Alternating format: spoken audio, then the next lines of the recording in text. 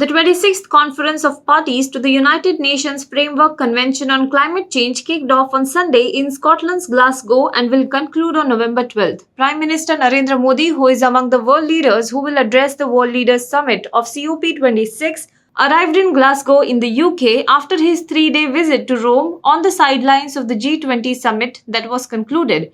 Modi will be on a two-day visit November 1st and November 2nd in Glasgow, where he will meet UK Prime Minister Boris Johnson and discuss the bilateral ties. Our efforts can't be independent initiatives. The scale of the threat we face calls for global solutions based on radically transforming our fossil fuel-based economy, Prince Charles said, addressing the world leaders. He had said that time has run out and the world needs to act now.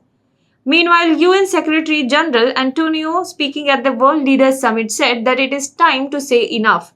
He stated that it is time to say enough and stop mining deeper, brutalizing biodiversity and treating our environment poorly. We are heading for a climate disaster, he said. The Supreme Court of India has set aside a blanket ban on firecrackers imposed by the Calcutta High Court in West Bengal. Certified green crackers can be sold and burst in areas where air quality is good or moderate, the bench ruled.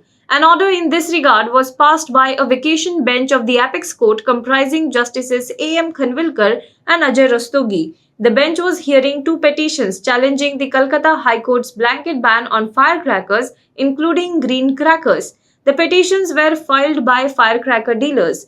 The two-judge bench stated that the Apex Court's order dated October 29, 2021 was very clear. Authorities concerned informed the court that they would abide by the regime laid down in that order.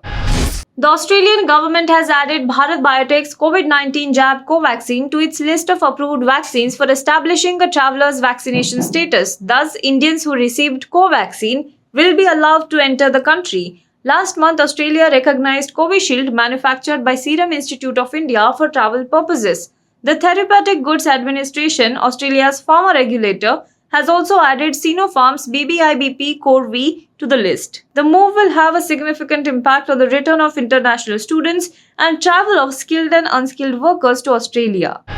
A protest against fuel price hike organized by Kerala Congress workers in Kochi on Monday saw high drama after Malayalam film actor Jojo George confronted party workers for blocking a busy national highway in the city. The Congress workers also vandalized the actor's car.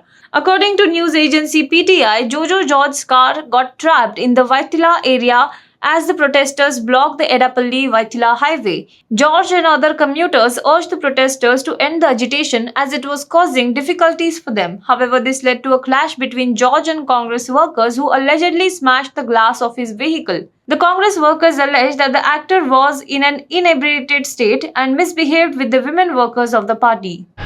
Former Maharashtra Home Minister Anil Deshmukh, who skipped 5 Enforcement Directorate summons in the past, finally appeared before the agency here on Monday for questioning in a money laundering case registered against him and others.